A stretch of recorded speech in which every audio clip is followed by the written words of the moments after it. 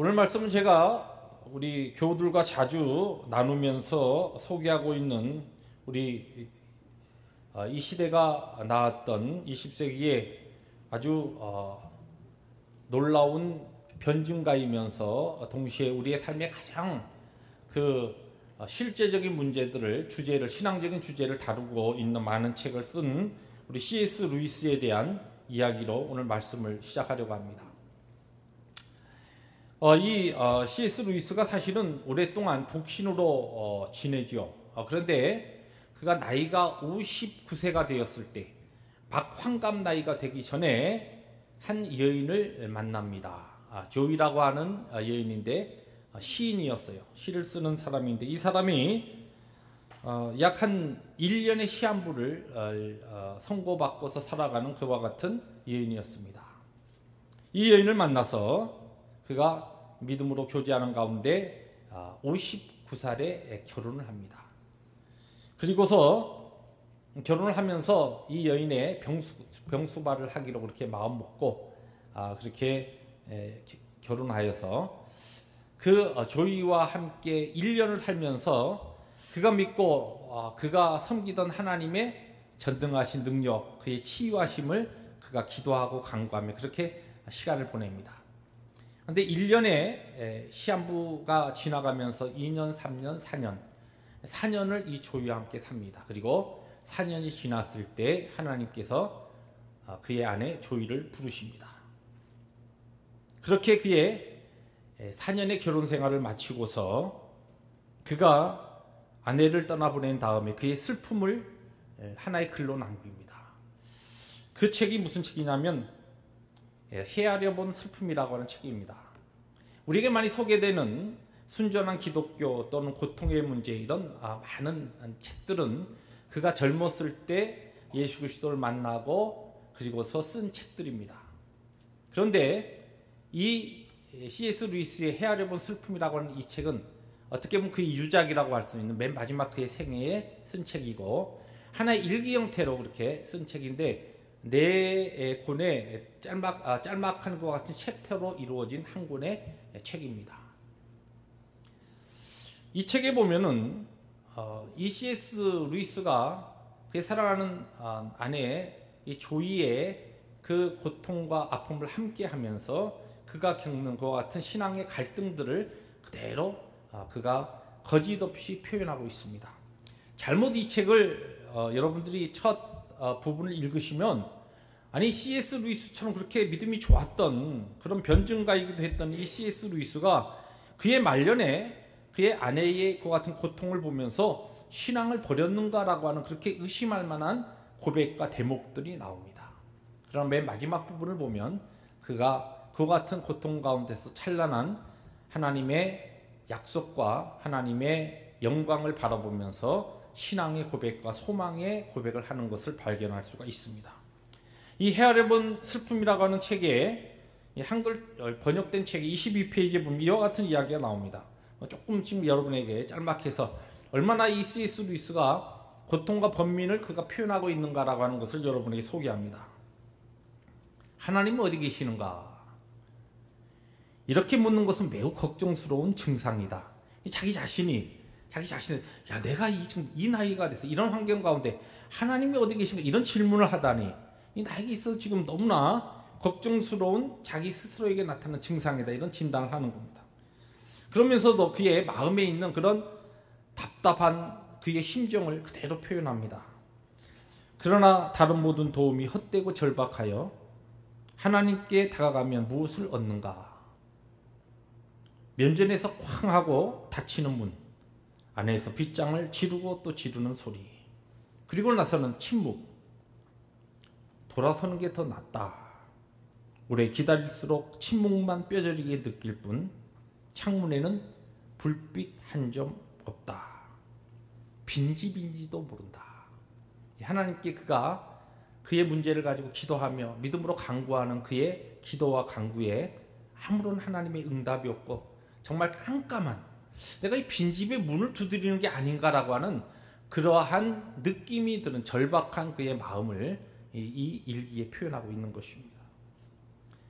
그 뒷부분에 보면은 이런 어떻게 보면 C.S. 루이스의 상당한 그 불신앙적인 그런 표현도 나타납니다. 왜 그분은 우리가 잘 될 때에 장군처럼 사령관처럼 우리 가운데 그렇게 군림하시다가 정말 힘들고 어려운 환난의 때에는 이토록 도움을 주시는데 인색한 것인가? 그런 회의적인 질문이 나옵니다. 32페이지 넘어가 보면 그의 아내 조이의 죽음을 그가 다루면서 이렇게 표현합니다. 밤 하늘을 올려다본다. 이 모든 광대한 시간과 공간 속에서 찾아보라고 해도 그녀의 얼굴, 그녀의 목소리, 그녀의 손길을 찾아낼 수가 없다는 사실보다 더 확실한 것이 어디에 있겠는가? 그녀는 죽었다. 죽어버린 것이다. 이러한 그의 아주 절망적인 표현을 이 글에 씁니다. 근데 실제적으로 이 헤아려 본 슬픔이라고 하는 이 책이 C.S. 루이스가 1963년에 하나님의 부르심을 받는데 그때의 책이 이제 출간되죠. 이 출간된 책을 가지고서 영화가 만들어졌는데 사실 저는 이 영화는 아직 못 봤습니다. 앞으로 좀 빌려서 보려고 하는데 우리에게 그렇게 뭐 유명한 영화는 아닙니다만 영화 평을 보니까 굉장히 최고 점수를 받은 영화입니다. 영국 영화인데 섀도우랜드스라고 하는 그림자의 땅이라고 하는 그런 제목으로 영화가 만들어졌습니다. 이 헤아려 본 슬픔이라고 하는 이 C.S. 루이스가 표현하고 있는 그 절박한 그의 이야기들, 그의 하나님을 향한 하소연들, 이러한 표현들, 이러한 그의 기도의 제목들, 이와 같은 걱정과 근심과 슬픔의 그 토로들, 이러한 것들이 C.S. 루이스만의 아마 이야기는 아닐 겁니다. 여러분들은 그동안 지내오시면서 여러분의 하나님이 인도하신 가운데 하나님의 놀라운 그 구원을 체험하고 믿는 자로서 살아오시면서 이런저런 답답한 어떤 부분에 내가 분명히 하나님을 내가 믿고 예수 그리스도에 대한 나를 향하신 그 은혜와 구원에 대해서 흔들리지 아니하는 분명한 믿음이 있음에도 불구하고 삶의 환경과 형편이 너무 힘들어질 때 하나님의 약속의 말씀과 내가 기도하는 기도의 제목 이런 것과 정 내 삶의 환경의 상황이 거꾸로 전개되는 그와 같은 답답한 환경 가운데 들어가게 될 때에 그럴 때 C.S. 루이스와 같은 그와 같은 어떻게 보면 누가 옆에서 들으면 이 사람이 믿는 사람이 왜 이런 기도를 하나 이런 고백을 하나 이런 이야기를 왜 해야 하나라고 하는 그와 같은 생각들이 여러분의 마음속에서 울려나온 적은 없으신가요?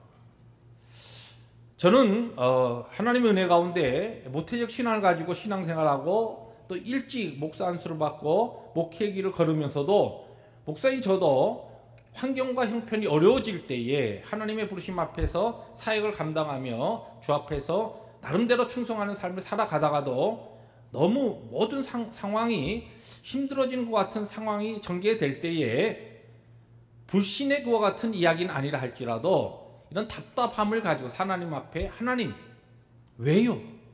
왜요? 라고 하는 것과 같은 질문을 할 때가 있습니다. 저는 그와 같은 답답한 크고 작은 문제를 당할 때에 성경을 찾는데 성경 가운데 제가 자주 찾는 성경이 바로 오늘 우리가 읽은 이 하박국서입니다. 어렸을 때에 성경을 접하면서 구약 성경에 좀 이상한 이름들이 많이 있는데 그 중에서 제 어린 그 기억에 야 무슨 성경 이름이 호박국이라고 하는 성경이 있나 이렇게 하면서 참 성경도 이상하다 그런 성경을 기억했던 전혀 내용은 알지 못하고 단순하게 호박국이라고 기억됐던 성경입니다. 그런데 언제부턴가 이 호박국이라고 사실 저는 호박국은 안 좋아합니다. 호박죽은 좋아해도 그런데 이 하박국서가 언젠가 저의 삶에 저의 신앙의 삶에 굉장히 힘과 능력으로 다가온 때가 있었습니다. 왜냐하면은 이 하박국서는 오늘 우리가 따서 읽은 2절과 4절 그리고 12절과 17절에 이 하박국 선지자의 하나님을 향한 두 가지 질문입니다. 우리가 그 부분만 따서 읽었습니다. 그 사이가 첫 번째 하나님께서 첫 번째 질문하는 하박국의 그 질문에 대한 대답이 나오고, 그 다음에 하박국서 2장은 하나님의 두 번째 하박국 선지자의 질문에 대한 하나님의 답변이십니다.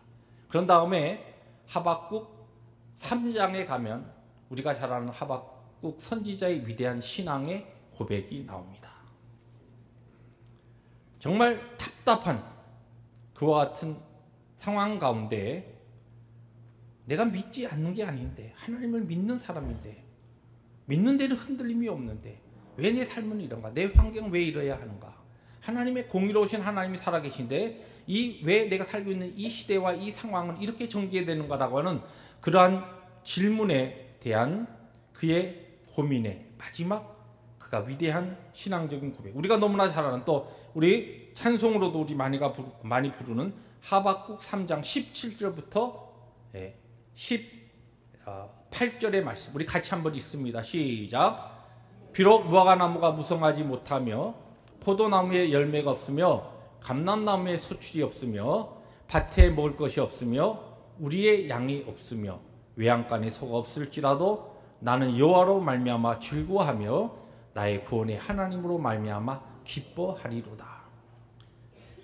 답답한 상황 속 하나님 앞에 어떻게 보면 불신앙적인 그와 같은 답답한 그의 마음을 토로하는 이 하박국이 하나님의 말씀과 하나님의 메시지를 들으면서 서서히 그의 생각과 그의 신앙의 고백이 달라서 맨 마지막 결론입니다. 이 위대한 신앙적인 고백을 하박국이 하는 것입니다. 그래서 사실 이 하박국이라고 하는 이 선지자의 이름이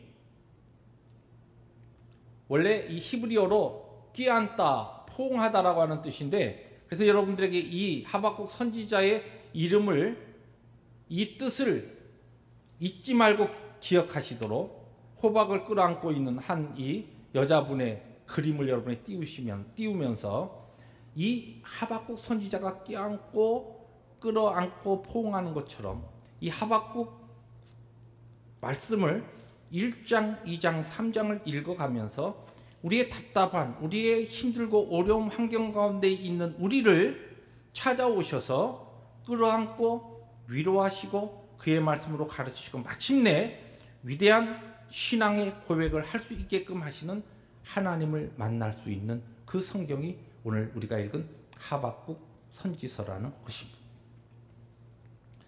그러면 도대체 이 하나님께서 우리에게 놀랍게 하박국 선지자에게 주던 동일한 그 질문에 대한 해답은 무엇이고, 해답을 통해서 우리가 배울 수 있는, 오늘 우리의 동일한 상황 가운데 우리가 하나님의 말씀을 통해서 배울 수 있는 것은 무엇입니까? 하박국의 질문은 그렇습니다. 지금 1장 앞부분 2절부터 4절의 첫 번째 질문은 하나님 왜 내 기도를 들어주시지 않습니까? 왜 제가 살고 있는 이 땅의 불의와 죄를 그냥 보고 계십니까? 왜 이런 상황 속에 하나님이 살아계신데 왜 그대로 방치하고 계십니까? 이런 질문입니다. 첫 번째 질문이에요. 오늘 우리가 읽은 본문 이 3절을 공동 번역으로는 이렇게 표현하고 있습니다. 어인일로 이렇듯이 애매한 일을 당하게 하시고 이 고생살이를 못 본 채 하십니까? 저는 이 공동 번역의 이 버전이 상당히 좀 쉽게 우리에게 다가와서 이 3절의 앞자와 맨 뒷자를 딱 뽑았어요. 그래서 어인일로 못 본 채 하십니까? 이게 오늘 설교 제목입니다. 제가 만든 게 아니고 성경을 그대로 딴 겁니다. 어인일로 못 본 채 하십니까? 여러분, 우리가 하나님을 믿고 하나님 섬기고 살아가다가 어떠한 상황 속에서 나는 지금 너무너무 힘든데 하나님께서 못 본 채 하시는 게 아닌가? 이런 생각이 들 때 있지 않았습니까? 이렇게 오랫동안 하나님 앞에 이 문제를 가지고 기도하고 있는데 하나님께서 왜 이 기도에, 나의 이 기도에 내가 도대체 무엇이 잘못되어서 이렇게 오랫동안 침묵하고 계시는가? 이런 생각을 해보신 적이 없으십니까? 첫 번째, 이 하박국의 하나님을 향한 기도의 질문입니다. 두 번째 질문은, 이 첫 번째 질문에 하나님께서 대답하시는데 뭐라고 대답하시냐면, 조금 기다려라, 내가 지금 바벨론이라고 하는 나라를 가지고서 네가 지금 이렇게 불평하고 있는, 네가 지금 퀘션하고 있는, 질문하고 있는 이 불의한 이 유다 땅을 내가 심판하고 징벌하려고 내가 준비하고 있다. 그런 말씀을 하시는 거예요. 그 말씀을 듣고 나니까 아니 하박국이 어이가 없는 것이에요. 하나님, 내가 기도하는 기도의 제목은 지금 내가 살고 있는 이 유다 땅과 이 백성에게 있는 이와 같은 하나님 앞에 잘못된 것을 내가 기도하고 있지만, 그렇다고 하나님께서 우리보다 훨씬 더 악한 바벨론 사람들을 들어가지고 그래도 하나님의 백성 우리들을 하나님 징계하시는 이런 것을 내가 기도한 것이 아니지 않습니까?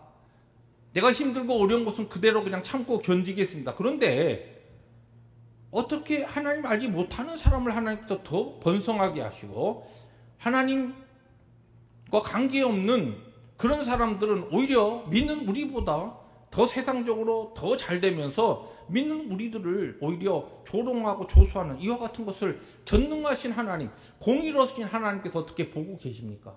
이것이 두 번째 질문이에요. 거기에 대해서 하나님께서 2장에 걸쳐서 쭉 이야기를 하십니다. 하나님의 계획과 하나님의 섭리.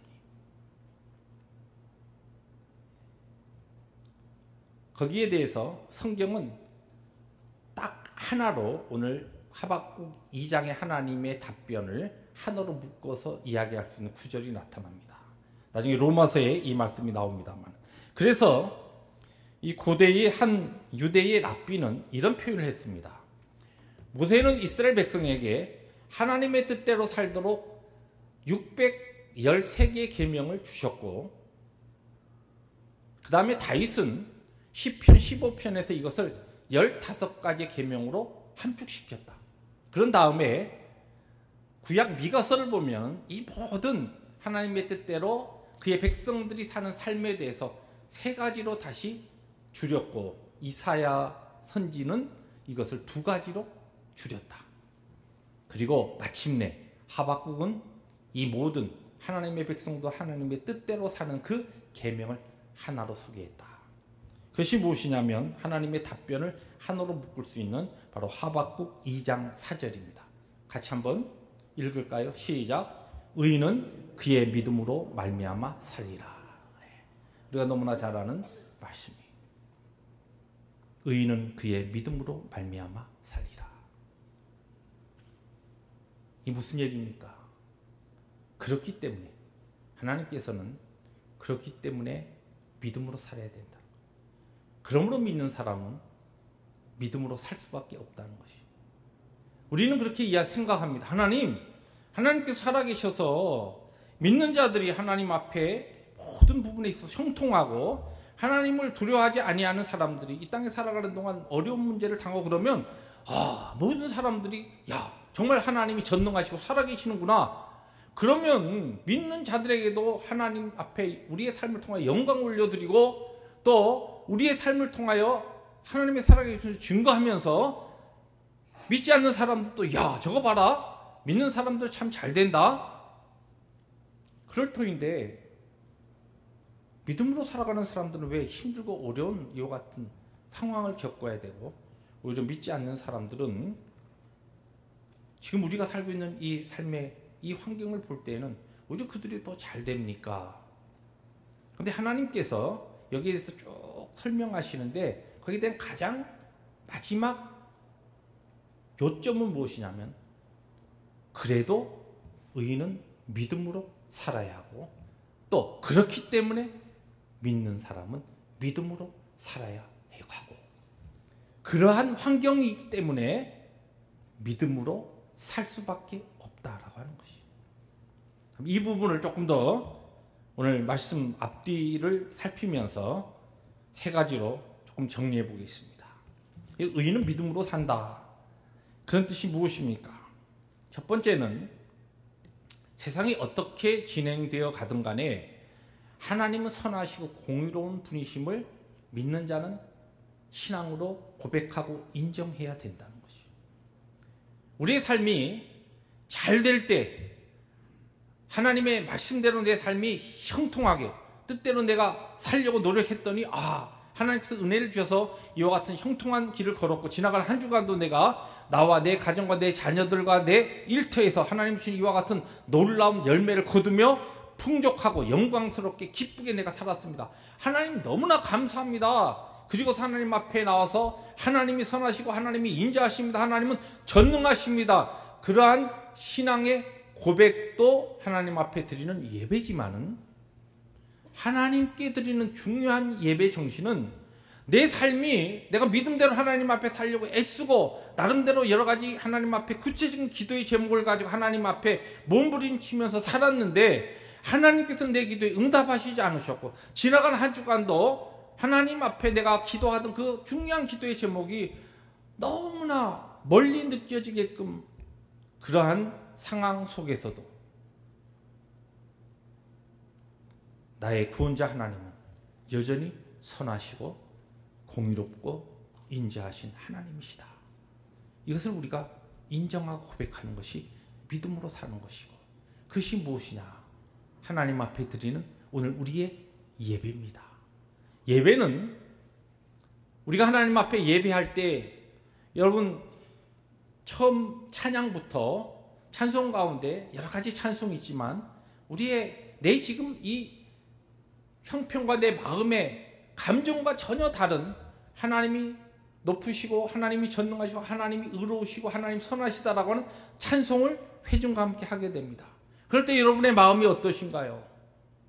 근데 중요한 것은 그와 같은 환경 가운데서도 하나님은 선하시고 하나님은 인자하시고 하나님은 영원히 공의로운 분이시다라고 하는 그 믿음의 고백이 바로 하나님 앞에 드리는 믿음으로 사는 우리의 삶이요, 하나님이 기뻐 받으시는 삶으로 하나님 앞에 드리는 우리의 산 제사라는 것입니다.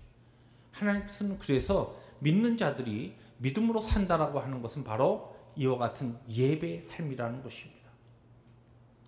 어떤 분들은 신앙생활 하다가 삶이 힘들어지고 환경이 헝클어지면은 바로 예배드리고 하나님 앞에 섬기고 하나님 중심으로 살아가던 삶에서 멀어집니다. 그건 참 믿음의 삶이 아닙니다. 참 믿음의 사람은 내 삶이 어려워질 때, 힘들어질 때 오히려 더 예배의 자리에, 하나님을 예배하고 경배하는 자리에 나와서 내 모든 환경이 어떠하든지 간에 하나님의 여전하신 영원하신 선하심과 인자하심을 내 입술로 고백하고 심령으로 하나님을 예배하는 그 예배의 자리에 있는 것이 바로 참 믿음의 삶이요, 하나님께서 하박국 선지자를 통하여 우리에게 선포하시는 믿음의 사람의 참된 삶이라는 것입니다. 믿음으로 산다는 것은 바로 하나님의 선하신 공의로우신 그 역사를 찬양하는 예배의 삶을 우리가 어떤 경우에도 애누리하지 아니하고 물러서지 아니하고 이 자리를 끝까지 지키는 삶이 믿음으로 사는 삶입니다. 두 번째로 여기서 믿음으로 산다는 것은 하나님의 때에 모든 것이 약속대로 이루어진다는 것을 내가 실제적으로 깨닫고 안다라고 하는 그 고백과 삶입니다. 하박국 선지서를 여러분들이 집에 오늘 돌아가셔서 다시 1장부터 3장, 그렇게 길지 않습니다. 쭉 깊이 묵상하시고 한번 읽어보십시오. 이 장에서 하나님께서 하시는 말씀 가운데 그 두 번째 하박국의 질문은 왜요? 어찌하여? 영어 성경은 why라고 그렇게 기록되어 있습니다. 그렇게 하나님 앞에 질문하는데 거기에서 하나님께서 거기에 대한 직접적인 대답은 별로 하지 않으시고 어떤 이야기를 하시냐면은, 하나님께서 화 있을진저라고 하는 그와 같은 단어로 네가 그렇게 불합리하고 지금 세상적으로 잘되고 또 하나님을 알지 못하는 자들이 번성하는 것에 대해서 네가 질문하는 그 질문에 대하여 나의 때에 그들은 곧 소멸될 것이고 이 땅의 짤막한 삶 가운데 비록 그들이 나의 계획 가운데 나의 섭리와 축복 가운데 그들이 잠시 그러한 삶을 산다 할지라도 그들에게 있어서는 결과적으로 마지막 나의 징계와 심판이 남을 것이며, 그런 가운데 끝까지 나의 말씀을 붙잡고 나의 약속을 기다리며 사는 자에게는 하나님의 영광과 하나님의 은혜가 찾아오게 된다라고 하는 것을 말씀합니다.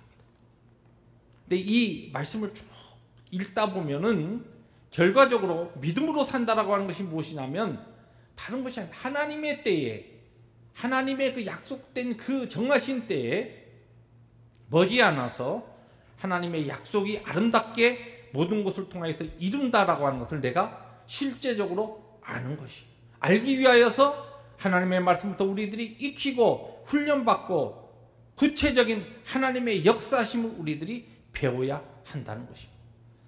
우리가 예수를 믿고 함께 신앙의 공동체 가운데 모여서 하나님을 예배하는 이 예배도 중요하지만 제가 자주 우리 교우들에게 권면하고 강조하는 것은 여러분들이 그동안 얼마만큼 오랫동안 신앙생활을 하셨다 하더라도 여러분들이 기회가 되는 대로 말씀을 공부하고 훈련받는 자리에 여러분의 시간을 함께 가지고 또 그와 같은 자리에 참석하시라고 권면하는 이유가 하나님에 대해서 내가 아는 것만큼 믿게 되기 때문에, 믿음으로 살 수 있는 것은 하나님을 내가 바로 알고 깨닫는 것만큼 하나님을 더 믿고 신뢰하기 때문에 여러분에게 그와 같은 훈련과 교육의 자리에 함께 참여하라고 말씀을 통하여서 간절히 권면하는 것입니다. 기회를 만드십시오.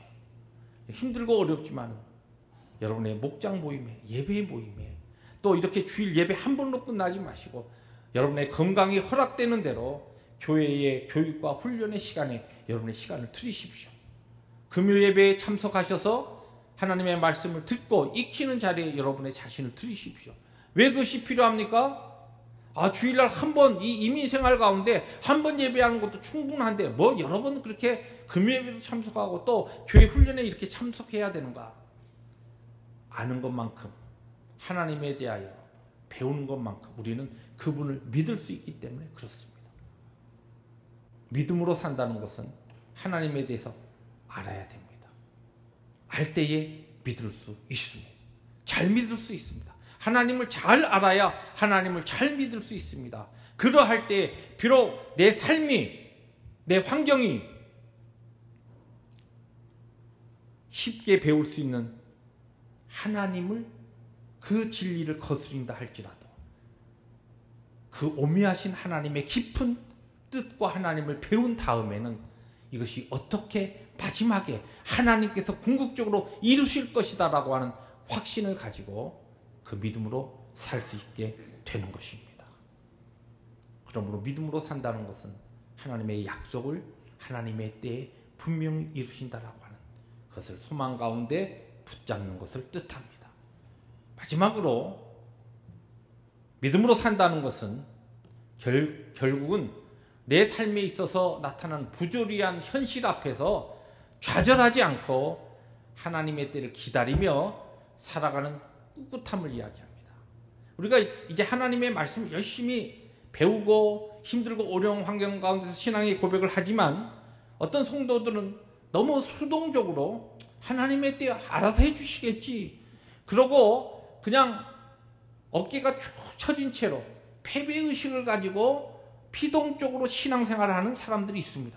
그것은 믿음으로 사는 바른 모습이 아니라는 것입니다. 오늘 성경이 이야기하는 의인은 그의 믿음으로 산다라고 하는 것은 이러한 믿음을 가지고 있기 때문에 비록 오늘의 내 삶에 너무나 비합리적이고 부조리한 것 같은 현실이 내 눈앞에 펼쳐지지만 그러나 그 가운데 내가 좌절하지 아니하고 내가 절망하지 아니하고 내가 믿는 자로서 그냥 어깨를 축 치고서 처진 상태에서 패배의식을 가지고 살아가는 것이 아니라 이와 같은 환경 가운데서도 하나님께서 나에게 이루실 하나님의 영광스러운 그 때를 내가 기다리며 오늘을 기쁘고 감사로 여호와로 인하여 즐거워하며 살아가는 그와 같은 승리의 삶, 꿋꿋한 능력의 삶이 믿음의 삶이라는 것입니다. 이것을 하박국 선지자는 바로 우리가 너무나 잘 아는 하박국 3장 17절 18절에서 선포하고 이야기하고 있는 것입니다.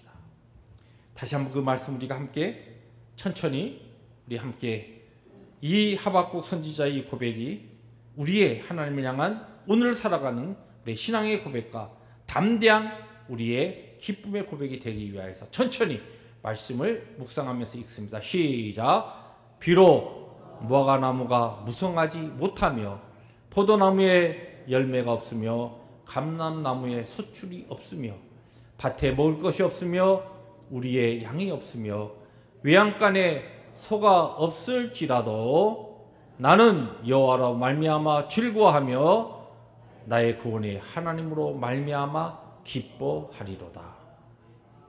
의인은 그의 믿음으로 말미암아 삽니다. 하나님께서 우리에게 허락하신 또 한 주간도 이러한 믿음으로 기쁨으로 승리로 감사로 하나님 허락하신 광야 같은 세상을 살아가는 비합리적이고 또한 너무나 답답한 그러나 하나님께서 우리에게 허락하신 이 땅에서의 이민의 삶을 하나님 주신 승리로 살아가시는 우리 모든 성도들 되시기를 주의 이름으로 축복합니다. 기도하십니다.